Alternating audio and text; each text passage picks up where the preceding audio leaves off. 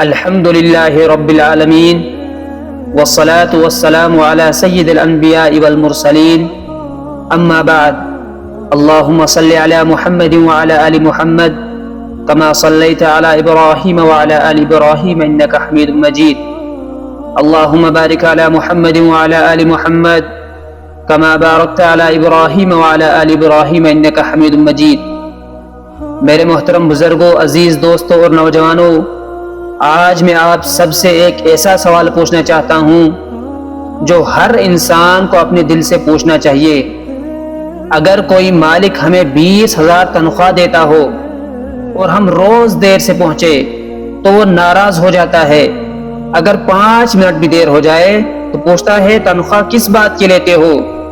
لیکن ذرا سوچو، جس اللہ نے ہمیں آنکھیں دی جن کی قیمت دنیا کا کوئی خزانہ ادا نہیں کر سکتا، جس اللہ نے ہمیں ہاتھ دیے جن سے ہم روزی کماتے ہیں، جس اللہ نے ہمیں پاؤں دیے جن سے ہم چلتے ہیں، جس اللہ نے ہمیں عقل دی، زبان دی، صحت دی، ماں باپ دیے، اولاد دی، رزق دیا، وہ اللہ دن میں صرف 5 مرتبہ فرماتا ہے حی علی الصلاۃ، حی علی الفلاح، نماز کی طرف آؤ، کامیابی کی طرف آؤ۔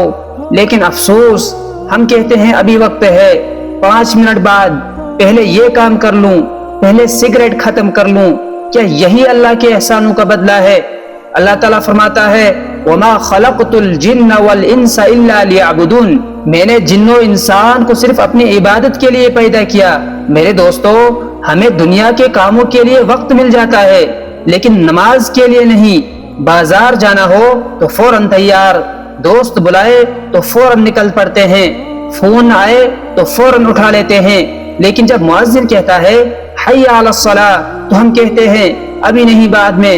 رسول اللہ صلی اللہ علیہ وسلم نے فرمایا قیامت کے دن بندے سے سب سے پہلے نماز کا حساب لیا جائے گا۔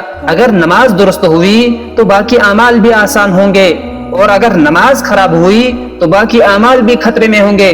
میرے بھائیوں، سوچو، اگر ایک دن اللہ ہماری آنکھوں کی روشنی لے لے تو کیا ہم خرید سکتے ہیں؟ اگر ہاتھ بے جان ہو جائیں تو کون واپس کر دے گا؟ اگر سانس رک جائے تو دنیا کا کون سا ڈاکٹر زندگی واپس لا سکتا ہے؟ یہ سب اللہ کی نعمتیں ہیں، اور ہر نعمت کا شکر عبادت سے ادا ہوتا ہے۔